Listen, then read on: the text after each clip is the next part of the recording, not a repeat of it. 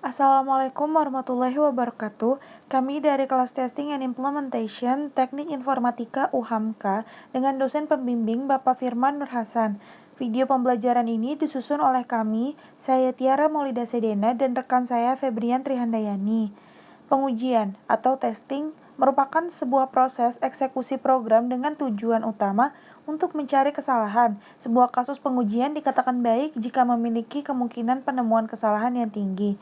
Pengujian yang berhasil adalah pengujian yang menemukan kesalahan. Pentingnya pengujian sistem, yang pertama, pengujian perangkat lunak dilakukan untuk menentukan keberadaan, kualitas, dan kemurnian dari atribut-atribut sistem aplikasi. Yang kedua, pengujian dilakukan dengan memanfaatkan tool dan teknik. Yang ketiga, semakin baik struktur dari proses pengujian, semakin baik pula hasil pengujiannya.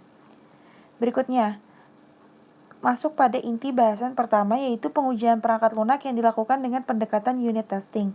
Pengujian unit atau unit testing adalah pengujian yang difokuskan pada unit terkecil dari program atau modul. Pengujian ini didasarkan pada informasi dari deskripsi perancangan detail perangkat lunak. Misalnya, jika Anda melakukan pengujian unit pada kelas, pengujian dapat memeriksa apakah kelas tersebut dalam status yang tepat.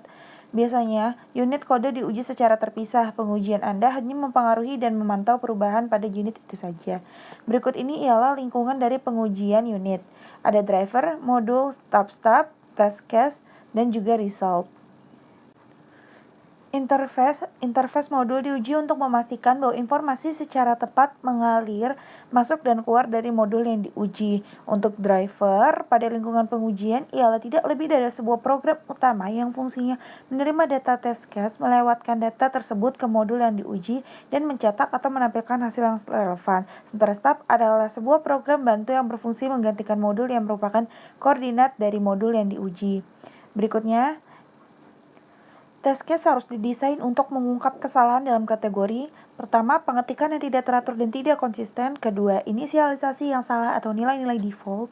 Yang ketiga, nama variabel yang tidak benar. Yang keempat, tipe data yang tidak konsisten. Dan yang kelima, underflow, overflow, dan pengecualian pengalamatan.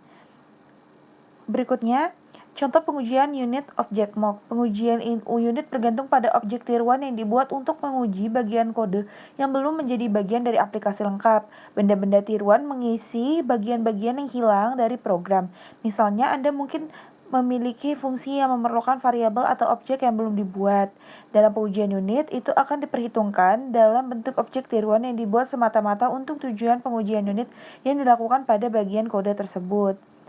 Nah, berikutnya, untuk menguji aplikasi Android, umumnya Anda harus membuat jenis pengujian UI otomatis berikut.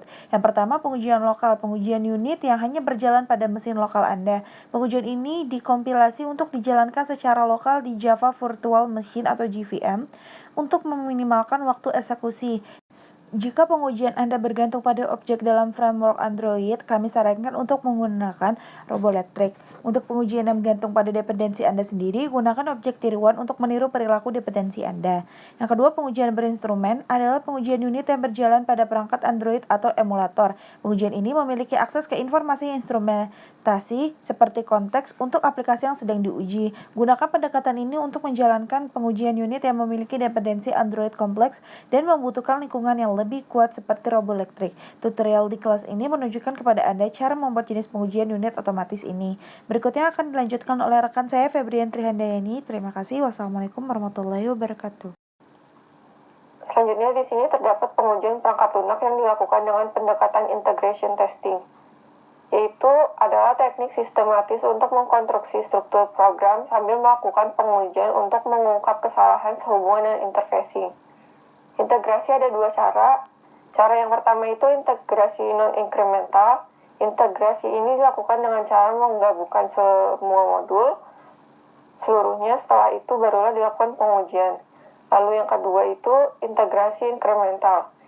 Integrasi ini dilakukan untuk membangun dan menguji interface program dalam segmen dua kecil, sehingga kesalahan lebih mudah diisolasi dan dibetulkan. Interface lebih mungkin untuk diuji dengan lengkap.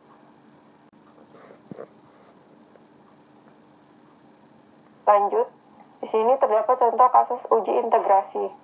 Integration test berbeda dari test case lain, dalam arti berfokus terutama pada antarmuka dan aliran data atau informasi antar modul. Di sini prioritas diberikan untuk tautan pengintegrasian daripada fungsi unit yang sudah diuji. Contoh kasus uji integrasi untuk skenario berikut, aplikasi memiliki 3 modul yaitu halaman masuk, kotak surat, dan hapus email, dan masing-masing terintegrasi secara logis. Di sini tidak banyak berkonsentrasi pada pengujian halaman login, karena sudah dilakukan di unit testing. Tetapi periksa bagaimana tautannya ke halaman kotak surat. Demikian pula kotak surat.